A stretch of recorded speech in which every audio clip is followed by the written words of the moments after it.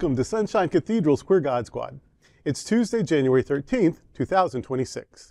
I am Bishop Darrell Watkins, the senior minister of the Sunshine Cathedral, and with me today are Bishop Robert Griffin, my husband, Reverend Dr. Ann Atwell, and Reverend Kevin Tesdall. We are the Queer God Squad. Visit sunshinecathedral.org to learn more about us. Queer God Squad was created by Hotspots Happening Out to support our mission to explore the value of faith in the LGBTQ community. There is no streaming TV show like this in the entire world. In 2026, we are celebrating the 40th anniversary of Hotspots magazine, with Queer News Tonight sharing over 11,000 stories and 11 million views so far. We are the largest nonprofit LGBTQ media organization in America, and we encourage you to support our mission to inform, entertain, and educate our community and allies. This is the Sunshine Cathedral Perspective. Queer God Squad and the Global Justice Institute object to U.S. attacks on Venezuela. The Global Justice Institute, for which Robert and I are both auxiliary bishops, released this statement on the night of January 3rd. The statement begins, "The events of January 3rd, 2006, involving the extraction of Nicolás Maduro by foreign military forces present a moral and theological crisis. While the suffering of the Venezuelan people under his leadership is well documented, a religious perspective rooted in peace and justice suggests that this so-called Operation Absolute Resolve sets a dangerous precedent that undermines the sovereignty of nations. When a foreign power unilaterally removes a country's leader, it violates the providential right of a community to determine its own path. True justice is not extracted from without, it must be cultivated from within through national reconciliation and communal transformation." Scripture warns against the hubris of empires. Indeed, the reign of God, sometimes called kingdom of God, is in opposition to the imperial domination. The use of overwhelming military force to seize a head of state, regardless of his crimes, is not the way of God's reign. As we have seen in historical precedents, such interventions often yield chaos, further destabilizing the lives of those who already suffer. By prioritizing military extraction over diplomatic and spiritual persistence, we risk replacing one form of tyranny with another, the tyranny of domination by unilateral force. Justice for the oppressed is a divine mandate, but it cannot be achieved by disregarding the potential for domestic resolution. We, the bishops of the Global Justice Institute, add our voice of concern to the voices of other spiritual leaders, and we ask you to join us in praying for the people of Venezuela. End of statement. The Queer God Squad has a few thoughts to add. First of all, yeah, he's a bad guy. But there's something about living in glass houses, you know what I mean? Our administration does not have the moral authority to throw stones anywhere. Indeed. Anybody. Indeed. So there's that. And then also, some countries are so bad. I mean, they're gassing their people and they're starving their people. They're so terrible. And that's what the United Nations is for. So that we can argue and debate amongst ourselves. Is it time to intervene? Is it moral to intervene? Is it legal to intervene? And then collectively, they go in with peacekeepers or whatever. Sometimes it's just relief, medicine and food airdropped, and sometimes it's troops. But it takes deliberation, and it takes cooperation, and it takes consensus. When one person just says, "Oh, I'm going to do this and I believe it's right," well, that's Russia and Ukraine. Hello. Yeah. You know what I mean? That's Iraq and Kuwait. So how are we different than Iraq or Russia with this? Oh, but we think it's the right thing. Well, then go to our friends, our allies, and propose that. And then if Canada and the UK and Italy and Luxembourg and Mexico and Ecuador, they're like, "Oh, we're in. All right, let's do this." But there was no moral authority. There was no accountability. There was no consensus. There was no sharing. And so, no, this is just one more bully doing one more thing unilaterally. And yeah, he's a bad guy, but almost everything you could say about Maduro is also true, at least as true, of the person who ordered the extraction, which is kind of a sanitized word for kidnapping. Yeah. And not just him, but his wife also. Yeah. And now to stand trial in the U.S.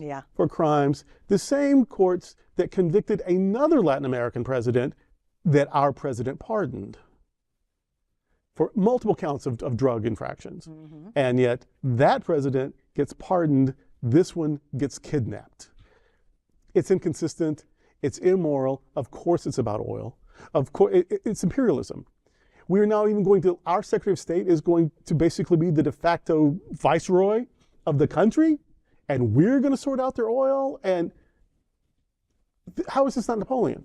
How is this not the Soviet Union? How is this not the British Empire just conquering, you know, nation after nation? How is this not Portugal and Spain and England and France just colonizing the world? Yeah. It's the same. And we know how that works. And it's ugly and it's wrong. Yep. And what I'm hearing is if you speak out against the invasion and kidnapping, oh, well, then you think that their president was just a good guy. That is like, no, both can be true. Both can be true. No invasion, no kidnapping. He was not a good guy. No. But there are rules that you can follow. There are ways of doing this better than just going in and, yes, kidnapping.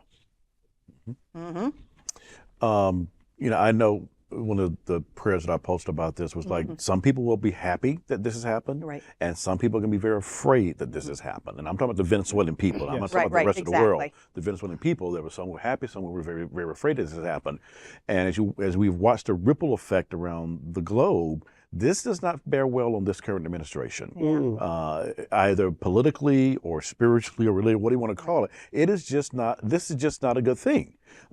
Whatever you felt the justification might have been, and even if you thought you were acting on behalf of the people, you didn't consult anybody. Right. And I know that our current administration does not like to have anything to do with the United Nations, but this really was much bigger than a one person making a decision to go in here and kidnap another dignitary like this. You know, my prayers that things will go well. However, we'll see how it goes. Yeah. But I do not have a good feeling about this whole situation, especially what it will do to Venezuela, despite the oil, the people.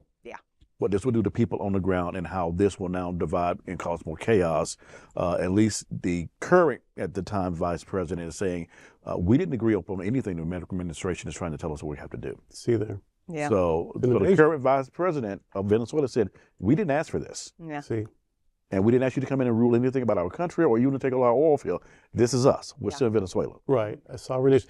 And, you know, when he sort of threatened Greenland, or and when he suggested that, you know, Canada could become a state, and we dismiss that as the ramblings of a madman, we might need to take that a little more seriously. I mean, Denmark, which is Greenland is part of Denmark, and Denmark is a NATO nation, as is Canada. If we do then that is an invasion of NATO territories, and NATO is contractually bound to defend every NATO. So basically, if he tries to do something in Greenland and Denmark and Belgium and Luxembourg and the UK and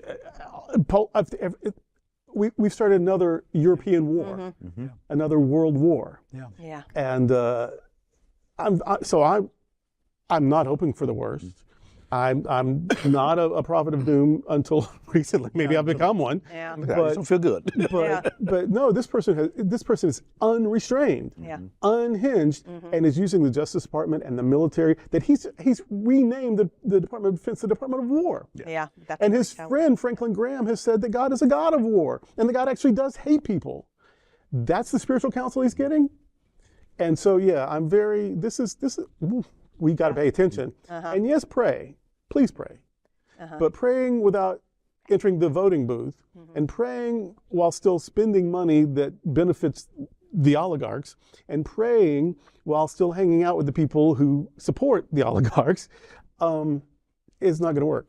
If you pray for one thing and behave in another way, behavior is going to win.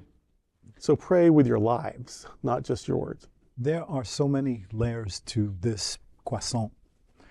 The thing that we don't pay attention to, I think, enough is that what happens when one sovereign nation goes into another sovereign nation and decide what's best for them. The United States saw it happen in Korea. The United States saw it happen in Vietnam. The United States saw it happen in Afghanistan. There was a Secretary of Defense, Secretary of State, that said, and I'm paraphrasing, when you go into something and you break it, it's yours. Mm-hmm. So now we're in Venezuela Yeah. making decisions for the Venezuelan people that the Venezuelan people are telling you right now, we did not ask you to do this. So get the hell out. The oil is not yours. It has never been yours. We nationalized it in the 1970s because it was ours and is ours. That your oil companies that you told before you told Congress that you were going in think that it's theirs, they're crazy. But we're there. We're going to have, I'm predicting, we're going to have boots on the ground. And that means that our military, our men and women are going to be at risk because the Venezuelan people are going to say at some point, get the hell out. Yeah. So we have to remember that when we go into something, that there should be a long-term plan. And on this one, there is no long-term plan. And I don't imagine that it's going to end comfortably for any government that has gone in and decided that they know what's best for the people of another sovereign nation. 3 nations tried to subdue Afghanistan. It's like, well, most of my life, so starting in the, actually for all my life, I mean, Britain and Russia and the U.S., Yeah. and they haven't cried uncle yet. No. We've been the U.S. has been trying to starve out Cuba since 1959. They haven't cried uncle yet. And if we do this to Venezuela, and we've already done too much, but if we even escalate that, they're going to be like the Ukrainians. They're going to fight hammer and tong, I believe, for their culture and their safety and their country and their. They would. Most people, I think, would. I mean, I hate Donald Trump. I'm on record.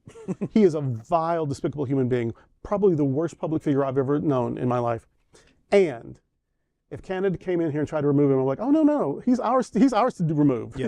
we're working on it. The ALCU is taking him to court every day. Like, we got this. So I would have to defend our sovereignty if that happened, and I bet that happens almost anywhere. Yes. And we can also rule out the fact of Venezuela's allies. That's what I'm looking for. That's what allies are for. They help you out. Look at who their allies are, and it does not bear well for this current administration once again, because we become something that we don't want to become because of his actions. Che Guevara said if Latin America would unite as the United States of South America or Latin America or whatever, that would be the counterbalance to the United States of America, and that would neutralize the North's power. And Trump may be the one to make them follow Che Guevara's advice. Make it happen. Imagine. God help us. Yeah. And that's today with the Queer God Squad. Before we go, I want to invite you to check out our performing arts series in January 2026. In January, we will enjoy the antics of actor, singer, comic, drag artist Varla Jean on January 24th. Then on January 30th, Miss Richfield 1981 will bring her offbeat brand of hilarity to South Florida. And finally, in January, on January the 31st, the beautiful voice and charming style of Ann Steele is back. Lesbians love her, gay men adore her, and all music lovers recognize her as an engaging musical performer. Information about these performances and other performers as well for ticketed shows can be found at sunshinecathedral.org/arts. And remember the Cathedral Pub. The Sunshine Cathedral Center for the Performing Arts offers the Cathedral Pub experience. The Cathedral Pub offers performance attendees an inviting space to gather and connect with friends prior to the show, or a place to be while waiting for the doors to open. Guests enjoy live music, beverages, and appetizers in a comfortable meet and greet environment while they await the start of their performance. On show nights, the Cathedral Pub opens an hour before each performance and closes 15 minutes before it starts. Entry to the Cathedral Pub, hear me, entry to the Cathedral Pub requires a separate purchase from your seat ticket, and the link can be found on the seat selection page. Take your chance if you want to that there will be space to get it at the door, but usually it sells out ahead of time. It's limited to 30. So get it online, and then you're guaranteed. Thank you for joining the Queer God Squad today. We are here daily at 3 p.m. to have some fun and to discuss what our LGBTQ community is talking about.